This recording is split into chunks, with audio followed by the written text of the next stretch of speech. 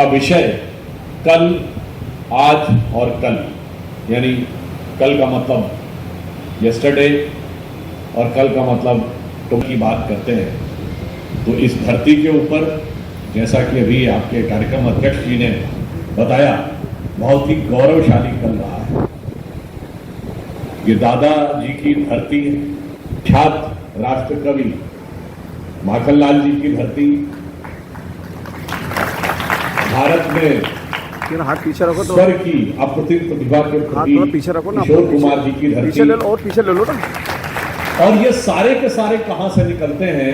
यहां से थोड़ी ही दूरी पर ओंकारेश्वर का यह क्षेत्र, जिसके लिए हमारे धर्मशास्त्रों में कहा गया है, ओंकार बिंदु संयुक्तम नित्यम ध्यायन्ति योगिनः कामदम मोक्षदम चैव ओंकाराय नमो नमः। यानी समस्त कामनाएं, इच्छाएं यहां उत्पन्न होकर अपनी परिणति को प्राप्त करती हैं, ऐसी धरती। और यहां एक बात और याद दिलाना, अगर आप सबको ध्यान हो कि ओंकार का महत्व क्या है, कि भगवान कृष्ण ने जब गीता में अपना विराट रूप दिखाया और उन्होंने बताया कि मैं इसमें अमुक में ये हूं, अमुक में ये हूं, तो उन्होंने क्या कहा? प्रणवों में मैं ओंकार, यानी भगवान के नामों में ओंकार हूं। तो ओंकार भगवान के नामों में भगवान कृष्ण के अनुसार सबसे सर्वोच्च स्थान है। और यहां पर आपने देखा आदि शंकराचार्य जी की वो विशाल प्रतिमा स्थापित की जा रही है। आदि शंकराचार्य जी वह महापुरुष जिन्होंने संपूर्ण भारत का एकीकरण किया, जिन्होंने ज्ञान के उस स्वरूप का प्रतिपादन किया जिसके लिए, अगर आप सब लोगों को पता हो अथवा कुछ लोगों को न पता हो, उपनिषदों का किसी प्रथम यूरोपीय भाषा में अनुवाद जिसने किया है, वो जर्मन भाषा में अनुवाद किया है जर्मन विद्वान ऑर्थर शोपेनहावर। और उसने कहा कि उपनिषदों का ज्ञान मनुष्य के ज्ञान की पराकाष्ठा है।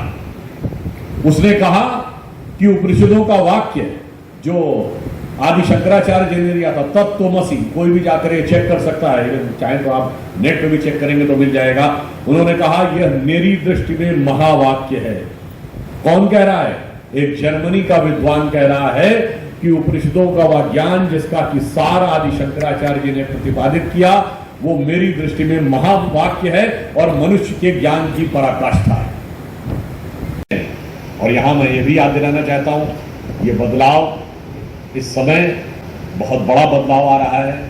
बदलाव सिर्फ इतना ही नहीं है, आज जब हम यहां एकत्र हैं, आने वाले समय में दीपावली का मौसम भी आ रहा है और चुनाव का मौसम भी आ रहा है। पर इन दोनों मौसमों में पिछली बार के मुकाबले अंतर क्या है? एक बड़ा अंतर यह है कि अब चुनाव का मौसम एक अलग संदेश लेके आ रहा है। जब पिछले संसद सत्र में पहली बार भारत की संसद ने नारी शक्ति वंदन अधिनियम पारित किया है, और वो संयोग देखिए कि हमारी संसद का श्री गणेश चतुर्थी को हुआ, और संसद में के नए भवन में जो पहला अध्यादेश पारित हुआ वो नारी शक्ति वंदन अधिनियम पारित हुआ। अर्थात महिलाओं को अब भारत की संसद और राज्य विधानसभाओं में समुचित प्रतिनिधित्व का मार्ग प्रशस्त किया। और उससे पहले क्या हुआ? उससे पहले भारत दुनिया में चंद्रमा के उस अछूते कोने को छूने वाला पहला देश बना जहां आज तक कोई नहीं गया। और आपको पता ही है कि चंद्रमा या किसी भी ग्रह के ऊपर कोई भी देश जाता है तो उस देश को यह अधिकार होता है कि वो चाहे तो उस पर जो भी नाम देना है उस पॉइंट को दे। तो हमारे प्रधानमंत्री श्री नरेंद्र मोदी जी ने उसको क्या नाम दिया? पॉइंट शिव शक्ति। अरे तभी समझ लेना चाहिए था कि शिव के साथ अब शक्ति को भी स्थान मिलने का समय आ गया है। तो जो हमारे तमाम विरोधी कह रहे थे ना कि ये सत्र क्यों बुलाया गया है, किस लिए, समझ में नहीं आ रहा है, अरे भाई समझने का संकेत प्रधानमंत्री जी ने दे दिया था, समझने वाले समझ रहे थे, ना समझे हुआ नारी।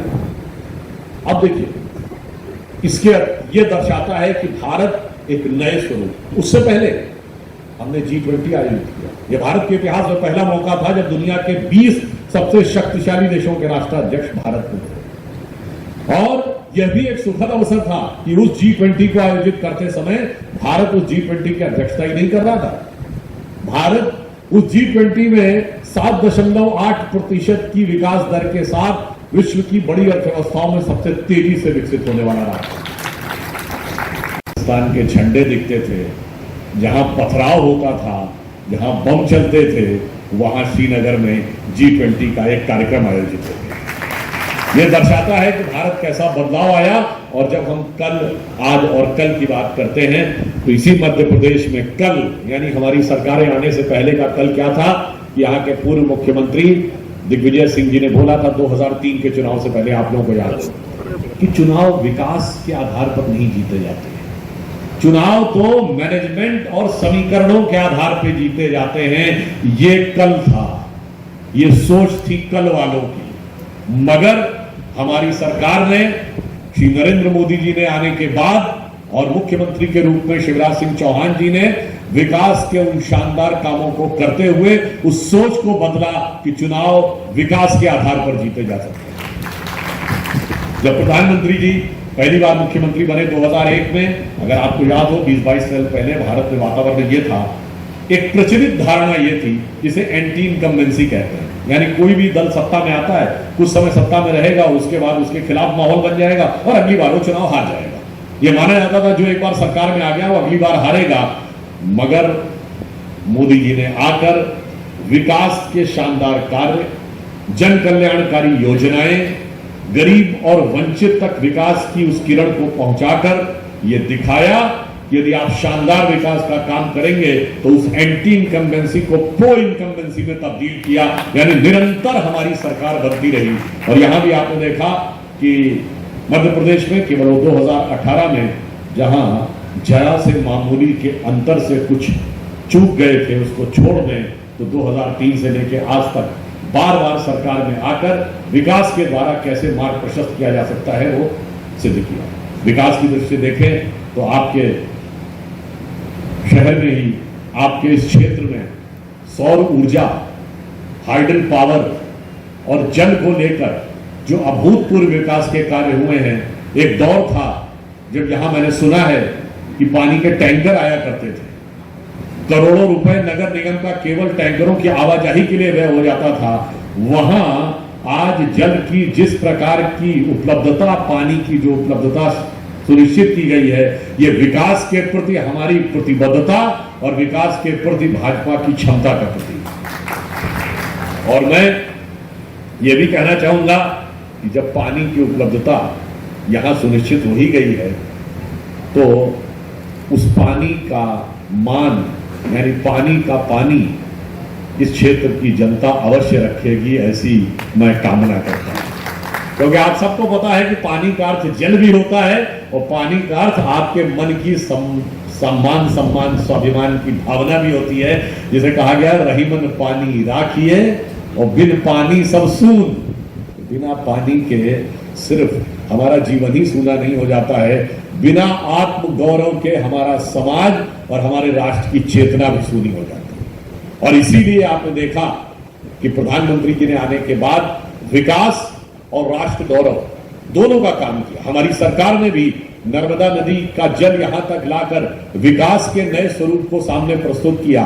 फिर चाहे multi modal logistic park Indore में बन रहा है, जिससे आने वाले समय में इस पूरे परिक्षेत्र में बहुत भारी मात्रा में रोजगार का सृजन होगा, उसका विकास का मार्ग प्रशस्त करना हो, अथवा जैसा मैंने भी बताया कि ओंकारेश्वर में 108 फुट ऊंची आदि शंकराचार्य जी की प्रतिमा हो, या महाकाल का लोक हो, अथवा सागर में संत रैदास जी का 100 करोड़ से बनने की लागत से बनने वाला भव्य मंदिर हो।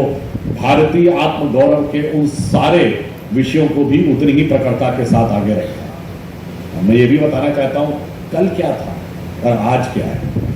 केंद्र में हमारी सरकार आने से पहले जो कल था, अगर आप याद करिए, 10 और 12% की महंगाई की दर हुआ करती थी। विकास की दर महंगाई की दर से कहीं कम थी। और ये बहुत से लोग गैस के सिलेंडर की जो बात करते हैं ना, मैं सारे लोगों से कहता हूं जाके चेक कर लीजिए, अब तो नेट पे अवेलेबल है। जनवरी 2013 में गैस का सिलेंडर 1241 रुपए का। जिस 400 रुपए के सिलेंडर की बात करते हैं वो 400 रुपए का सिलेंडर सब्सिडी का सिलेंडर, जैसे आज उज्ज्वला योजना में पहला सिलेंडर मुफ्त दिया जाता है, अब कोई कहे जी मुफ्त का मिल रहा था, अब इतने का मिलने लगा। वो मुफ्त सब्सिडी थी और सब्सिडी की व्यवस्था अक्टूबर 2014 में समाप्त हो गई। अब भारत सरकार के पास कोई आधार नहीं रह गया है सिवाय इसके कि वो कीमतों को कम कर सके। और वो कैसे समाप्त हुई, यह भी बताना चाहता हूं। 1 जनवरी 1995 को विश्व व्यापार संगठन के साथ, WTO वर्ल्ड ट्रेड ऑर्गेनाइजेशन के साथ उस समय की सरकार ने जो करार किया था, कांग्रेस की नरसिम्हा राव की सरकार ने, उसके अनुसार यह व्यवस्था बनी हुई थी कि डीजल के ऊपर सब्सिडी अक्टूबर 2010 में समाप्त होगी, जो समाप्त हो गई, और गैस के ऊपर सब्सिडी 2014 अक्टूबर में समाप्त हो गई, तो वो समाप्त हो गई। इसलिए ये झूठ का प्रतिपादन किया जाता है बताने के लिए कि सत्य क्या था। जो बाजार मूल्य था सिलेंडर का वो 1241 था। और इस भयंकर दौर में, जबकि आप देख रहे हैं कि कोविड के बाद पूरी दुनिया एक भारी आर्थिक मंदी की तरफ जा रही है, रूस और यूक्रेन का युद्ध हो रहा है, और अभी आपने देखा इजराइल और हमास के बीच में युद्ध शुरू हो गया। अंतर्राष्ट्रीय परिस्थितियां इतनी जटिल हैं, इसलिए जो बात मैं कई बार कह चुका हूं, आप प्रबुद्ध हैं तो आप इस बात को समझ सकते हैं। G20 कंट्रीज में एक कोई देश बताइए जहां महंगाई की दर भारत से कम है, एक कोई देश बताइए जहां विकास की दर भारत से अधिक हो। हम विश्व में इस विपरीत परिस्थितियों में, और मैं सिर्फ कोई पाकिस्तान और श्रीलंका की बात नहीं कर रहा हूं जो लुटे पिटे जा रहे हैं, खत्म हुए जा रहे हैं, मैं बात कर रहा हूं अमेरिका की, मैं बात कर रहा हूं चाइना की। अमेरिका में इस समय 40 साल की सबसे अधिक महंगाई है। अमेरिका के 2 बड़े बैंक, जिसमें एक सिलिकॉन वैली बैंकक्रप्ट हो गया।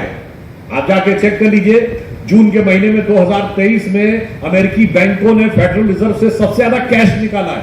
क्यों?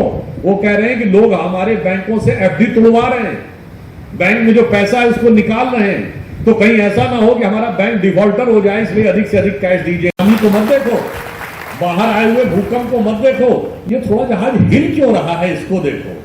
अरे जनाब, मैं कहना चाहता हूं, चलो हम ये भी बात मान लें कि बाहर मत देखो, पर आप तो वो हैं सबसे ज्यादा बाहर जाके ज्ञान देते हैं। भाई, भारत की राजनीति के चिर युवा और चिर व्याकुल नेता जाकर आज तक भारत में जिस जिस देश की धरती से हमको ज्ञान दिए हो, अमेरिका, मैं बता देना चाहता हूं, ब्रिटेन, जर्मनी, इटली, जापान और थाईलैंड, कोई एक देश बताएं जहां इस समय महंगाई हमसे कम। या तो बाहर से जाके ज्ञान देना छोड़ दो, और या फिर हकीकत में देखो तो जिस कुशलता से मोदी जी यहां तक लेके आए हैं, तो उसके लिए हमें लगता है कि एक पंक्ति उनके चरितार्थ होती है कि हमें इल्जाम मत दीजिए, बहुत अफसोस होता है।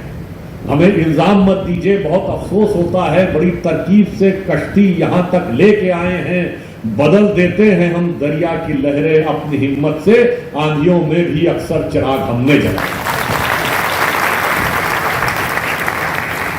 अब मैं ये भी याद दिलाना चाहता हूं कि जब हमारी सरकार आई 16 मई 2014 को मोदी जी के नेतृत्व में, भारत के इतिहास में स्पष्ट बहुमत मिला। 16 मई 2014, 18 मई 2014 को ब्रिटेन के अखबार द गार्डियन ने, कोई कहेगा विदेश का अखबार क्यों कोट कर रहा है, इसलिए कि वो इस इंग्लैंड का अखबार है जिसने हम पे हुकूमत की थी। द गार्डियन अपने संपादकीय में लिखता है कि 16 मई 2014 का दिन भारत के इतिहास में, जो जवाहरलाल नेहरू जी की स्पीच थी ना 14-15 अगस्त 1947 की रात, ट्रिस्ट विद डेस्टिनी, नियति के साथ मिलन, उसने कहा ये नियति के साथ भारत के दूसरे मिलन के दिन के रूप में याद है। पर ब्रिटिश उपनिवेशवादी विरासत हावी थी। पहली बार एक ऐसे दल, एक ऐसे विचार, एक ऐसे नेता के हाथ में सत्ता आई है जिसके ऊपर ब्रिटिश उपनिवेशवादी विरासत का कोई प्रभाव नहीं है। तो भारत के स्व को हम लोग प्रकट करने वाले पहली बार वो सत्ता मिली थी। और आपने देखा वो सिर्फ सरकार बदलने के लिए नहीं था, सोच बदलने के लिए। और सोच क्या बदला होगा? 15 अगस्त 2014 को मोदी जी का पहला स्पीच याद करिए, लाल किले से उन्होंने 2 ऐसी बातें कही जिसको राजनीतिक पंडितों ने कहा था ये क्या बोल दिया, ये तो कोई राजनीतिक मुद्दा नहीं है, नॉन पॉलिटिकल बात है। इन्होंने क्यों बोला? एक स्वच्छ भारत अभियान और एक बेटी बचाओ बेटी पढ़ाओ और जनधन योजना। अब किसी ने कहा स्वच्छता का राजनीति से क्या लेना देना है? हाँ, ये सच है, बेटी बचाओ बेटी पढ़ाओ सामाजिक मुद्दा है, इसका राजनीति से क्या लेना देना है? हम सिर्फ सरकार बनाने के लिए नहीं आते हैं, हम समाज बनाने के लिए राजनीति करते हैं। और इसलिए आपने देखा कि 10 साल पहले जितनी आसानी से लोग हाथ में कोई कागज, टुकड़ा, रैपर सहज रूप से सड़क पे फेंक दिया करते थे। आज हर व्यक्ति देखता कहाँ कूड़ेदान है, कहाँ पे है, वहां पे जाके फेंकते हैं। स्वच्छता का ये प्रभाव दिखा और मुझे लगता है आपके इस क्षेत्र को तो स्वच्छता का सर्वाधिक गर्व होना चाहिए। इंदौर को लगातार 6 साल से भारत के सबसे स्वच्छ शहर के रूप में पुरस्कार मिला है। फिर बेटी बचाओ बेटी पढ़ाओ की बात कहेगी तो सिर्फ नारा बन के नहीं रह गया। हमारे यहाँ ऐसा नहीं होता गरीबी हटाओ और उसके बाद भारत गरीब बना ही रहा। जब ये कहा गया तो नवजात शिशुओं के लिंग अनुपात में भारी सुधार दर्ज हुआ और पिछला साल पहला साल है जब नवजात पैदा हुए बच्चों में लड़कियों की संख्या लड़कों से अधिक। यानी ये समाज में एक सोच में बदलाव आया। फिर देखिए सोच में बदलाव उत्तरोत्तर था। जब उज्ज्वला योजना शुरू हुई, हर घर में गैस पहुंच गया। याद करिए 2014 के चुनाव से पहले तालकटोरा स्टेडियम में कांग्रेस पार्टी का अधिवेशन हुआ और उस समय राहुल गांधी ने तत्कालीन प्रधानमंत्री डॉक्टर मनमोहन सिंह जी को आदेशात्मक शैली में कहा था, प्रधानमंत्री जी सब्सिडी वाले तब 6 सिलेंडर मिलते थे साल में। वो जो 400 रुपए वाली जो बात कह रहे हैं ना, साल में 6 मिलते थे। तो उन्होंने कहा नहीं 9 दे देंगे, तो उन्होंने कहा 9 नहीं 12 चाहिए, यानी और 2। और मोदी जी ने आके क्या कहा, जो सक्षम है, जो समृद्ध है, जो सामर्थ्यवान है, अगर हो सके तो सब्सिडी छोड़ दो। मोदी जी ने कहा छोड़ दो, 1.5 करोड़ लोगों ने छोड़ दिया। ये होता है नेता की प्रति विश्वास। ये दर्शाता है कि जनता के मन में अच्छा करने की बहुत कुछ आकांक्षा है, बस उसे अपने नेतृत्व में विश्वास दिखना चाहिए। मेरे विचार से लाल बहादुर शास्त्री जी के बाद ये पहला मौका होगा जब किसी नेता ने कुछ कहा हो कि छोड़ दो और जनता ने छोड़ दिया। ये सोच में बदलाव लाने का काम किया था और फिर सोच में और भी बदलाव लाया। विकास की जो धारा यहां मध्य, आज सड़कों की स्थिति ये कि हमारी सरकार आने से पहले मध्य प्रदेश में 44,000 किलोमीटर की सड़कें थी, आज 4,10,000 किलोमीटर की सड़कें। आपके यहां से भी मंदसौर से लेके इंदौर तक का जो मध्य प्रदेश कृषि के क्षेत्र में बहुत उन्नत स्थिति में नहीं था और 2000 मुझे ध्यान है शायद 8 या 9 आते आते या 7-8 आते आते भारत के फूड ग्रेन पूल में यानी खाद्यान्न में सबसे अधिक योगदान हरियाणा और पंजाब देते थे। उस साल मध्य प्रदेश ने सर्वाधिक योगदान देना शुरू किया, अर्थात कृषि में इतना बड़ा बदलाव आया। किसानों को 0% इंटरेस्ट के ऊपर पहले साल बगैर कोई इंटरेस्ट लिए हुए किसानों को ऋण देने की शुरुआत की और 2020-21 में तो एक साल ऐसा आया जब 19% की विकास दर के साथ मध्य प्रदेश 2021-22 में भारत में सबसे तेजी से विकसित होता हुआ राज्य बनकर उभर के सामने आया। अर्थात विकास किस ढंग से किया जा सकता है। यहाँ की जो लाडली लक्ष्मी योजना थी वो अन्य राज्यों के लिए एक नजीर बनी, एक उदाहरण बनी। ये दर्शाता था कि समाज के विकास और महिलाओं के वास्तविक उत्थान के लिए हमारी सोच क्या थी और प्रधानमंत्री जी ने उस सोच को क्या रूप दिया है कि भारत में 50 करोड़ जनधन अकाउंट बने।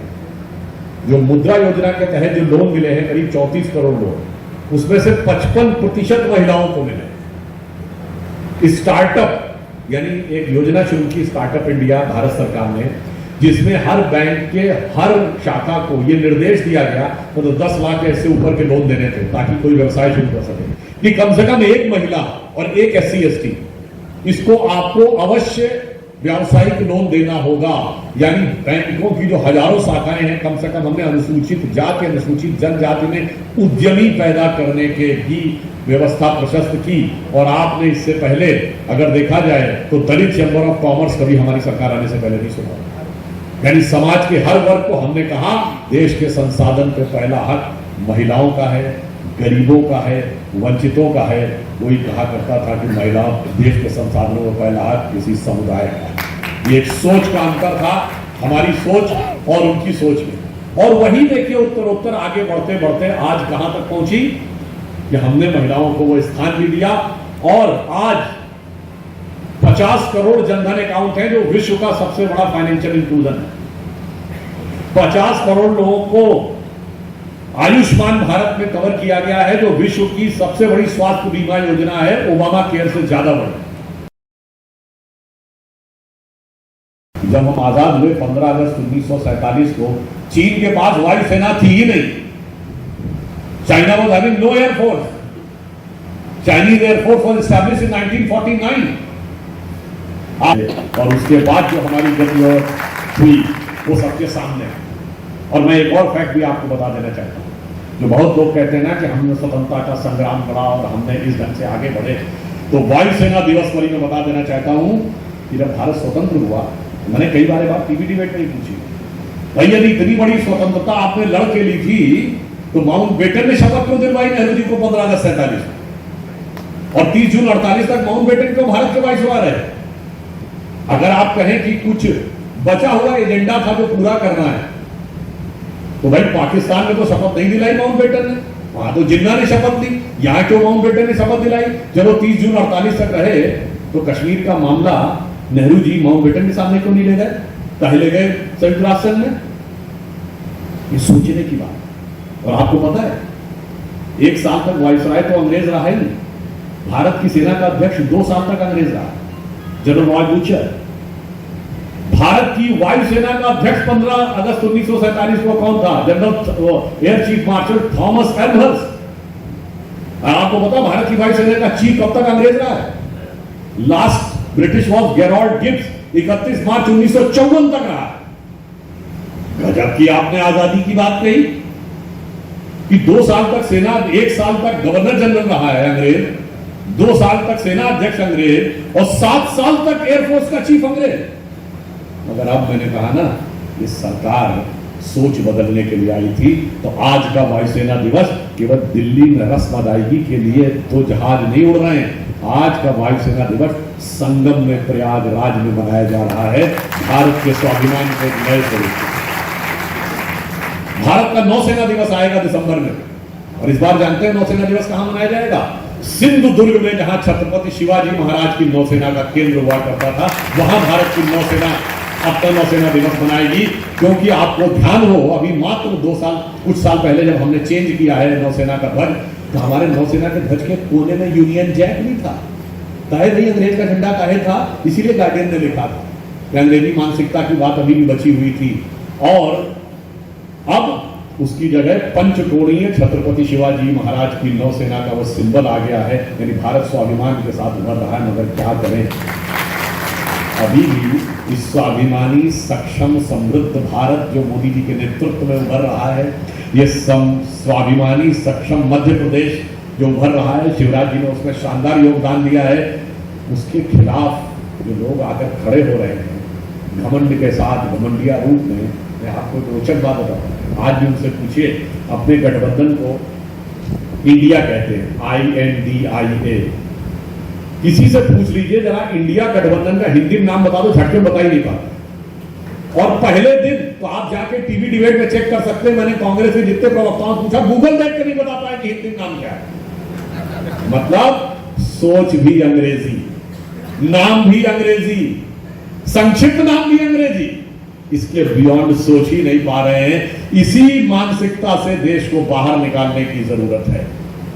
और यहां मैं एक और बात कहूं, जब हम ये बात कहते हैं तो इंडिया और भारत, अगर सिर्फ अनुवाद की बात है तो दोनों समान है। ट्रांसलेशन, तो राहुल गांधी ने तो नहीं कहा कि ट्रांसलेशन की लड़ाई है, ये अनुवाद की लड़ाई है, उन्होंने कहा ये विचार की लड़ाई है। तो विचार में इंडिया के विचार और भारत के विचार में जमीन आसमान का अंतर है। इंडिया की थॉट और भारत के थॉट में बहुत अंतर है, क्योंकि इंडिया शब्द सबसे पहले कहां से आया? आज से 2300 साल पहले सम्राट चंद्रगुप्त मौर्य के दरबार में एक यूनानी आया था, मेगास्थनीज, राजदूत बन के, जिसने अपनी एक किताब लिखी है इंडिका। ये इंडिका उसकी लिखी हुई किताब, वहां से पहली बार इंडिया नाम आया है। और वो सिंधु नदी के उधर के क्षेत्र को इंडिया कहते थे। यानी आपकी नजर में इंडिया किसको प्रतीक करता है? एक भौगोलिक क्षेत्र को। और भारत का अर्थ क्या है? भा अर्थात ज्ञान का प्रकाश, 2 संस्कृत के शब्दों से मिलकर बना भा अर्थात प्रकाश, ज्ञान का प्रकाश। ये सूर्य का पर्यायवाची भास्कर भी इसी से बना है। और रथ अर्थात लगा हुआ, कहते हैं ना फला कार्यालय में कार्यरत है, तो भारत यानी ज्ञान के अनुसंधान में सदैव लगा हुआ। तो भारत ज्ञान की अनुभूति है और इंडिया एक ज्योग्राफिकल एंटिटी। जब आइडिया की बात कहेंगे तो इतना बड़ा अंतर है कि भारत के लिए हमारे यहां पुराणों में कहा गया है, गायन्ति देवः किल गीत कानी धन्यास्तुते भारत भूमि भागा स्वर्गापवर्गास्पद भाग हेतु भवन्ति भूया पुरुषा सुरत्वात्। अर्थात वह भारत भूमि धन्य है, देवता जिसकी स्तुति में गीत गाते हैं। क्यों गीत गाते हैं? क्योंकि स्वर्ग के पदों पर रहने के बाद भी मनुष्य के रूप में यहां जन्म लेने को लालायित रहते हैं, क्योंकि मोक्ष यहीं से मिलता है। तो आप ये समझ लीजिए, भारत उसका प्रतीक है। इसलिए मेरा मानना है स्वतंत्रता के समृद्ध काल में उससे पहले कुछ विष तो निकल ही जाना चाहिए। तो जितनी भी बातें हैं वो पूरी की पूरी साफ होकर स्पष्ट सामने आ जाएंगी। और आप चिंता मत करिए, ज्यों-ज्यों ये सब आगे बढ़ रहा है, अगर आज के समय में आप देखें तो मजे की बात यह है कि आरोप लगाते हैं कि भाई भ्रष्टाचार के ऊपर उन पर नकेल कसी जा रही है। तो मैं विनम्रता से पूछता हूं, एक दल बता दें 2014 से पहले जिसके नेता ने भ्रष्टाचार के आरोप में कोर्ट कचहरी और एजेंसियों के चक्कर न काटे। ये बताइए, लालू प्रसाद यादव जी 1997 में जेल चले गए तो भाजपा सत्ता में नहीं आई। मोदी जी अमित शाह जी का कोई नाम नहीं जानता था, और उसके बाद वो पर्ची फाड़ रहे 2014 के बाद हमारी सरकार के ऊपर। ये बताइए, पीवी नरसिम्हा राव जी भारत के पहले प्रधानमंत्री थे, जो प्रधानमंत्री पद से हटने के बाद भ्रष्टाचार के आरोप में अदालत में खड़े होना पड़ा, तो हम थे क्या? राजीव गांधी जी के ऊपर बोफोर्स के जमाने में पहले प्रधानमंत्री जो कि संदेह के घेरे में आया, तो हम थे क्या? डीएमके के नेताओं के ऊपर, मैं हाल के यूपीए की बात नहीं कर रहा हूं, 2G कोयला घोटाला तो लोग बहुत गिनाते हैं। ये बताइए, डीएमके के नेता कब गए जेल में? 2002-3 में। मुलायम सिंह जी कब उनके ऊपर लगा आरोप? 2006-7-8 में। मायावती जी के उसी जमाने में लगा। हम कहां थे भाई? हकीकत यह है कि आप किसी चीज को बचाने के लिए नहीं आए, अपने अपने परिवार और अपने अपने भ्रष्टाचार को बचाने के लिए। इसलिए ये एक अंतर है हमारी सोच और बाकी की सोच में, क्योंकि हम वो करते हैं जो मोदी जी ने कहा कि तन समर्पित, मन समर्पित और यह जीवन समर्पित। अगर आप देखें तो अहर्निश काम करते रहते हैं, एक दिन की भी छुट्टी लिए हुए, कि स्वप्न अर्पित, प्रश्न अर्पित, आयु का क्षण क्षण समर्पित, चाहता हूं देश की धरती तुझे कुछ और दूसरी तरफ क्या है? वो लोग किस सिद्धांत में विश्वास करते हैं सत्ता में आते ही कि तेरा मुझको अर्पण क्या लागे, तेरा जो कुछ भी है वो सब अपने को ले लो, और उसके बाद मैं और मेरा परिवार, इसके अलावा किसी को कुछ नजर नहीं आता। इसलिए विचार, और विचार से कितना नहीं, हमने भारत में सत्ता में आने के बाद सोच में क्या बदलाव किया? जानते हैं क्या बदलाव किया? कोई विकास हो ही नहीं सकता जब तक सुरक्षा की स्थिति नहीं होगी समाज में, जब तक लॉ एंड ऑर्डर सही नहीं होगा, देश की आंतरिक बाह्य सुरक्षा मजबूत नहीं होगी, तब तक कोई विकास नहीं हो सकता। याद करिए, हमारी सरकार आने से पहले कौन सा ऐसा शहर था जहां धमाके नहीं होते, जहां आतंकवादी हमले नहीं होते? दिल्ली में धमाके, मुंबई में धमाके, सूरत में धमाके, अहमदाबाद में धमाके, जयपुर में धमाके, नागपुर में धमाके, बनारस में, फैजाबाद में, लखनऊ में, गया में, गुवाहाटी में, चेन्नई में, चंडीगढ़ में, हैदराबाद में, बेंगलोर में, चलती ट्रेन में धमाके, चलती बस में धमाके।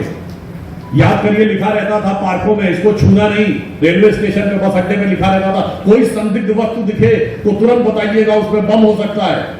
अब दिखता है कहीं? फिर भी अब डर लगता है। लोग कहते हैं ना, अब भारत में डर लगता है। यानी जब ये सब कुछ हो रहा था तब डर नहीं लग रहा था, आज डर लगता है। इसका अर्थ हो गया ये डर उनको हालात से नहीं, अपनी कर्मों से, अपने करतूतों की वजह से डर लगता है। और दूसरा बदलाव क्या आया? आज आतंकवाद दक्षिण कश्मीर के 4 जिलों तक सिमट कर रह गया, और वो कश्मीर जहां के लोग उस समय दहाड़ कर चिल्हाड़ कर ये कहते थे कि अगर धारा 370 हटी तो तिरंगे को कोई कंधा देने वाला नहीं मिलेगा। आज आपने देखा 15 अगस्त 26 जनवरी हो या G20 की समिट हो, तिरंगे की कतार डल लेक पे दिखाई पड़ती है। ये बदलाव है। और इतना ही नहीं, हुर्रियत के नेता एक जमाने में दिल्ली आते थे, जलवाए जलाल के साथ आते थे, लश्कर जर्रार के साथ आते थे, रेड कारपेट वेलकम की तरह आते थे, दामाद की तरह आते थे। अब आते हैं NIA की पेशी में आते हैं, ED के बुलावे पे आते हैं, और न हमने कभी उनसे बात की, न पाकिस्तान से बात करने दी। अंतर ये था हमारी और उनकी सोच में, जो देश में बदलाव आया। 26/11 का सबसे खतरनाक आतंकवादी हमला 2008 नवंबर में हुआ, और केवल 8-9 महीने के बाद जुलाई 2009 में कांग्रेस की सरकार ने कहा कि शर्म अल शेख में पाकिस्तान के साथ ज्वाइंट डिक्लेरेशन साइन किया कि आतंकवाद वार्ता आतंकवाद से प्रभावित नहीं होगी। मोदी जी ने कहा आतंकवाद के साथ वार्ता की। इनकी सोच क्या थी? मैं बैरक ओबामा जो अमेरिका के राष्ट्रपति थे, उन्होंने अपनी किताब लिखी है द प्रॉमिस लैंड, इसीलिए मैं किताब के साथ कोट कर रहा हूं, कोई जाके इसको चेक कर ले। 2010 की भारत यात्रा में तत्कालीन प्रधानमंत्री मनमोहन सिंह जी की बात के आधार पर लिखा कि 2008 में 26/11 के मुंबई हमले के बाद भारत की सेना एक कड़ी कार्रवाई करने के लिए तैयार थी, पर उस समय की कांग्रेस सरकार ने इसलिए अनुमति नहीं दी क्योंकि उसे डर था कि उस कार्रवाई से उपजे वातावरण से भारतीय जनता पार्टी को राजनीतिक लाभ न हो जाए। यानी आप देश के सम्मान को वोट के तराजू पर तौल के ऊपर करते हैं, ये आपकी सोच थी। और हमारी सोच क्या थी? मोदी जी ने कहा बहुत दिन तक सुन लिए, ठुमक चलत रामचंद्र बाजत पैजनिया, अब जरूरत पड़ेगी तो दिखाएंगे धमक चलत रामचंद्र हालत लंकनी। और आपने देखा कि ऐसी स्थिति आई कि हमारा पड़ोस का देश आज किस मुकाम में पहुंच गया। अभी आपने देखा G20 हुआ तो वर्ल्ड बैंक के चीफ अजय बंगा जी आए थे, सरदार जी, पहले मास्टर कार्ड के चीफ, बड़ी बड़ी कंपनियों के चीफ हमारे हैं। आपको पता गूगल का चीफ सुंदर पिचाई भारतीय है, माइक्रोसॉफ्ट दुनिया की सबसे बड़ी सॉफ्टवेयर की कंपनी, उसके चीफ सत्य नडेला भारतीय है। सबसे बड़ी फूड्स एंड बेवरेजेस की कंपनी पेप्सी, उसकी चीफ सीईओ, हमारे पास गूगल का चीफ है, हमारे पास माइक्रोसॉफ्ट का चीफ है, हमारे पास पेप्सी का चीफ है, और बगल वाले की हालत क्या, उसके पास लश्कर-ए-तैयबा का चीफ है, जैश-ए मोहम्मद का चीफ है, अल-कायदा का चीफ। और ये करके भी क्या हासिल हुआ? याद करिए, हमें अपने बचपन में याद है, कहा जाता था कि अगर राम मंदिर बनने लगेगा तो मिडिल ईस्ट के देश पेट्रोल देना बंद कर देंगे। आप सबको याद होगा, बहुत प्रचार किया जाता था कि तुम्हारी अक्षमता थी, तुम्हारी दृढ़ता की कमी थी, तुम्हारी दृष्टि की कमी थी। आज आप देखिए कि भव्य राम मंदिर भी बन रहा है और अबू धाबी में भी मंदिर बन रहा है। और भव्य राम मंदिर बनने के साथ साथ सऊदी अरब के क्राउन प्रिंस G20 के बाद एक दिन एक्स्ट्रा भारत में रुकते हैं। वो कहते थे पेट्रोल नहीं देंगे, वो कह रहे टेक्नोलॉजी हमको दो और हमसे व्यापार करो। यूनाइटेड अरब अमीरात, जिसमें 6-7 देश शामिल है, जिसको पाकिस्तान अपने सबसे खास मानता है, हम सफर, हम नियाला, हम प्याला, हमरान मानता है, उसने भारत के साथ करार किया है कि रोड और रेल हमारे को बना के दीजिए। हम उसको बना रहे हैं। अब बताइए, मोहम्मद बिन सलमान जो सऊदी अरब के क्राउन प्रिंस थे, खातिर हमने दी कुर्बानी लाखों जान की, और अब उसी पाकिस्तान में उसी गाने की पैरोडी बनी है कि आओ बच्चों सैर कराएं तुमको पाकिस्तान की, ना बिजली ना पानी है और ना हिफाजत जान की। और आगे कहता है यहाँ तो क्लाशनिकोव, यानी जो राइफल होती है ना AK-47, अब क्योंकि यहाँ तो क्लाशनिकोव भी मिलती है, अब कीमत में नान की, आओ बच्चों सैर कराएं तुमको पानी के। दूसरे नंबर के सबसे बड़े मोबाइल हैंडसेट के कंज्यूमर, क्योंकि हमारी आबादी सब दूसरे नंबर पे थी, पर हमारे यहाँ फैक्ट्रियां कितनी थी? केवल 2। डिवैल्यूएशन हुआ, सोना गिरवी रखा गया, प्रचंड महंगाई, प्रचंड बेरोजगारी, सारी अर्थव्यवस्था कंगाल होने कगार पे आ गई थी। और हमने कहां पहुंचाया? अटल जी के नेतृत्व में 100 बिलियन पहुंचा, मोदी जी के नेतृत्व में 500 बिलियन के ऊपर पहुंचा। ये अंतर है कि हमने किस रूप में कहां कैसे पहुंचाया और उन्होंने कहां कैसे पहुंचाया।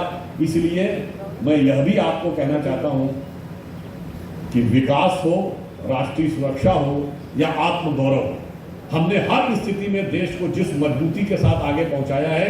मैं ये भी आपको बताऊं, चाइना को लेकर हमारे लोग बहुत बोलते हैं।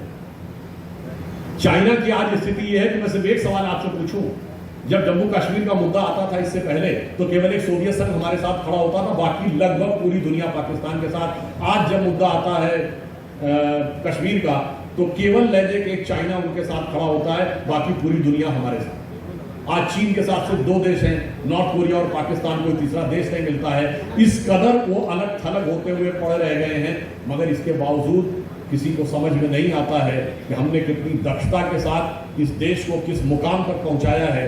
तो मुझे लगता है ये देखने वाले की नजर का फेर है। भारत जिस शक्ति के साथ उभर कर सामने आया है, दुनिया के सारे देश हमारे साथ आए हैं। और अगर आप चाइना की बात कहें तो आज स्थिति यह है कि विदेशी निवेशकों का आकर्षण चीन से हटकर भारत की तरफ आता चला जाए। चीन ने रोकने के लिए जमीन आसमान एक कर दिया, परंतु भारत ने घोषित करवाने में सफलता हासिल कर ली।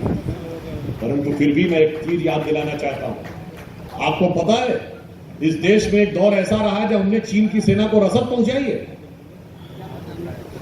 21 बहुत अच्छी तरीके से सामने होने चाहिए। और हमने जो स्थिति की कि मतलब आपको एक बार ये लोग कहते हैं ना कि CGP को झूला झुलाया था मोदी जी ने अहमदाबाद में। अब हमने स्थिति ये कर दी है कि सिर्फ 2 ही देश उनके साथ हैं, नॉर्थ कोरिया और पाकिस्तान। अगर आप चीन का नक्शा